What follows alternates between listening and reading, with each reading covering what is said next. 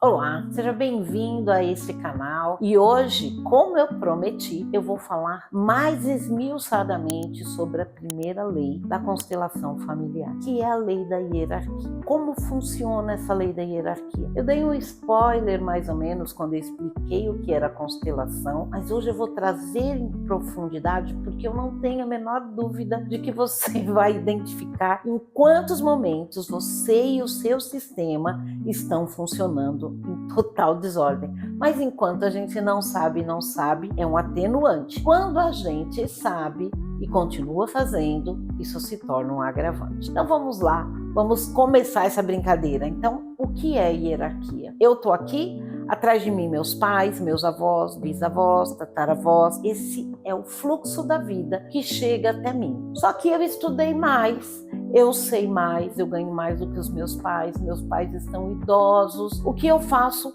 Saio do lugar de filha, vou lá para trás, para o lugar dos meus avós, e eu vou dizer para os meus pais: faça isso, faça aquilo, tem que isso, tem que aquilo, mas eu não vou fazer como filha, eu vou fazer como se eu fosse pai e mãe deles. Quando eu faço isso, interrompo o fluxo da vida lá atrás, porque eu entrei num lugar que não é meu. Da mesma forma, eu não recebo a energia que eu preciso para me manter no lugar de filha pequena diante deles e do destino deles. Então é como se construísse um dique aqui atrás dos meus pais, vai passando um fiozinho, que é o que a gente chama de vida, e é a que a gente conhece. Só que pensa que isso aconteceu também lá atrás, nas gerações seguintes.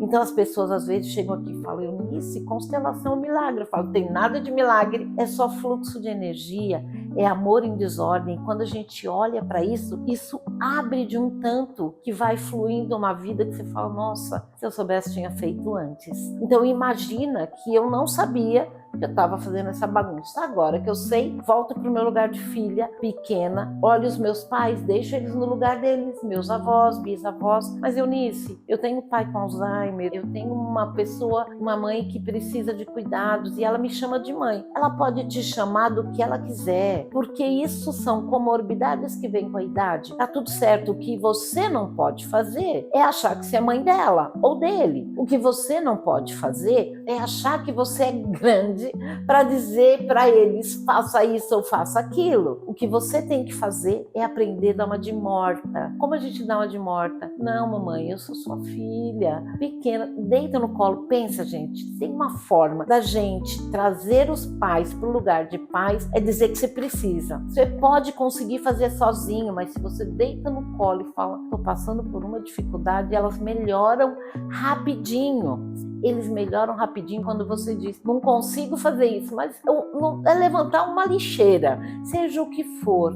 Lembra que o que quer que você precise dos seus pais, se você pede para eles, eles tiram uma força que nem eles mesmos sabiam que tinham, mesmo que depois eles voltem para esse lugar de que precisam ser cuidados. Então, eles podem te chamar e se identificar da forma que eles entenderem ser melhor, mas o que não pode acontecer é você querer ocupar este lugar que não te cabe. Então, você volta para este lugar, você pode ter um parceiro. Sai deste lugar, vai cuidar dos pais, dos irmãos, da vida dos outros, o lugar fica vago. Vem uma outra mulher ou um outro homem, ocupa o teu lugar. E aí chega aqui na terapia e fala assim: Eunice, eu fui traído. Primeira coisa que eu faço é não passar a mão. Pergunto: vamos lá, que lugar que você está ocupando nessa relação? É o de filha? É o de marido? É o de pai? É o de mãe? Que lugar que vocês estão ocupando? Porque só vai sentar aqui no meu colo se eu deixar. Ou seja, em lugar ocupado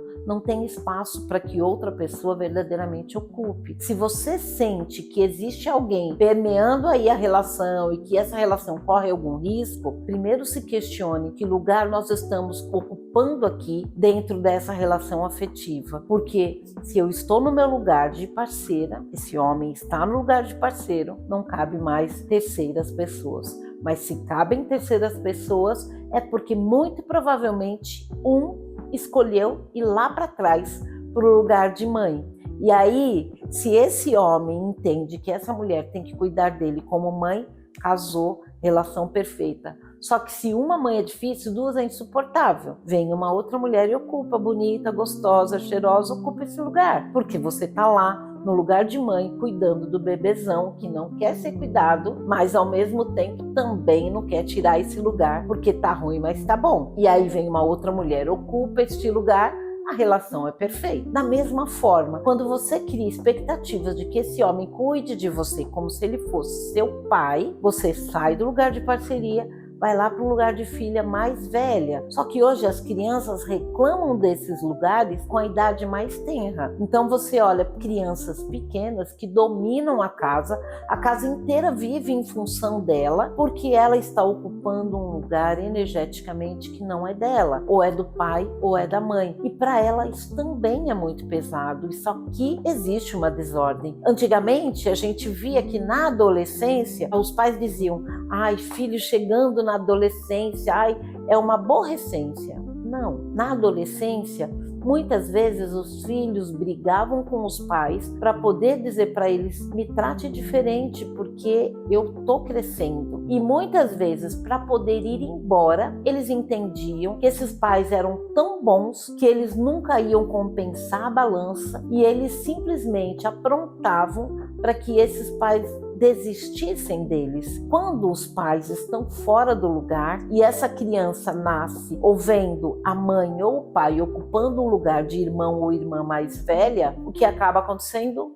Confronto. Por que o confronto? Porque você está ocupando um lugar que é meu. Ou essa menina ou esse menino ocupa o lugar da preferida do papai ou a preferida da mamãe, e essa mãe continua no lugar de filha pequena durante toda a vida, sem respeito, sendo aquela que é levada para lá e para cá, a criança da casa ou o bebezão da casa. E quando você olha, pessoas imaturas dentro dessa lei da hierarquia não sabem lidar com finanças, não sabem lidar consigo, não sabem lidar com relacionamentos, e o grande desafio é: volta para o teu lugar de parceira, deixe o seu lugar caber dentro dessa relação para este parceiro também poder ocupar o lugar que é dele e os seus filhos fiquem cada um no seu lugar.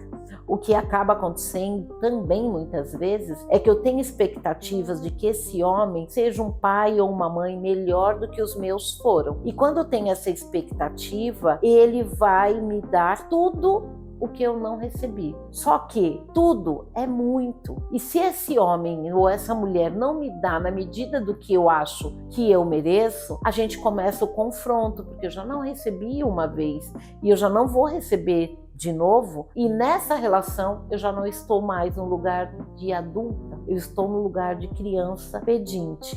Muitas vezes eu tenho uma ferida de alma que é tão grande e eu vou buscar alguém que me preencha nessa ferida. Só que imagina um saco sem fundo. No saco sem fundo, um vai colocando e vai saindo para baixo, vai colocando e saindo para baixo. O grande desafio é: qual é essa ferida que o meu menino ou a minha menina tem e que eu estou buscando uma relação que muitas vezes é abusiva para tentar preencher esse vazio e que o outro me preenche até a página 2, porque da página 2 em diante o outro muitas vezes não tem. Então ele vai me dar o que tem, ou ela vai te dar apenas o que ela tem, e dali para frente o que ela tem ou ele tem é abusivo, ou é o controle o tempo todo, e aí fiscaliza o celular, fiscaliza a sua roupa, controla se você vai sair com uma amiga ou se você não vai, enfim, sabe esse nível de abusos que vão em todos os níveis? Quando você olha para esse lugar, muitas vezes a pessoa está num nível de cegueira tão grande que ela não consegue perceber, mas alguém vem de fora e fala: pessoa,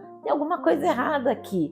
E quando ela se vê ameaçada diante do mundo externo que cobra dela uma posição, ela muitas vezes vai e reclama. Ela vai, registra boletim de ocorrência: eu fui violentada, eu fui estuprada pelo parceiro, enfim, aconteceu isso. Homens são mais difíceis de dizer isso, porque dizer eu apanhei, enfim, esse é mais difícil, mas mulheres, elas vão sustentando isso para manter essa relação do tá ruim, mas tá bom. Quando essa pessoa fala: não, você vai comigo agora, teu olho tá roxo, você tem que ir, você tem que denunciar, ela vai, mas no dia seguinte ela fala: é um bom homem, ele dá tudo para os meus filhos, ele me dá tudo. E ela vai, e sem que as pessoas saibam, ela tira a queixa. E aí muitas pessoas falam: é mulher de malandro. Não, dentro desse lugar, dessa lei da hierarquia, é melhor ter alguém aqui desse lado, porque eu não estou dentro desse lugar de adulta, eu estou dentro desse lugar criança e eu não quero me sentir nem abandonada, nem rejeitada. Então, eu escolho manter essa relação, no mesmo que seja no lugar do tá ruim, mas tá bom. É difícil olhar para isso, para quem tá fora, sem julgar. E o grande desafio da constelação é olhar para tudo do jeito que é e dizer, é assim. Essa é a escolha desse casal e eu respeito. Então, eu espero que tenha feito sentido para você, que você se coloque no seu lugar de filha ou filho pequeno, que você consiga se colocar diante das tuas relações no lugar que te cabe, enquanto parceiros de igual, enquanto pai ou mãe de grande, para que os seus filhos possam viver uma vida muito mais harmoniosa, sem conflito, deixando todos os que vieram antes com tudo que foi possível para que a história comece verdadeiramente a ser diferente. E se você está passando por isso, e se você se identificou de alguma forma e você quiser conhecer a constelação, clica aqui embaixo ou entre em contato conosco pelo Espaço Eunice Porto para garantir a sua vaga, seja como participante, e você se trabalha junto, seja como alguém que vai olhar no nível mais profundo a sua história. Eu aguardo você. Até breve.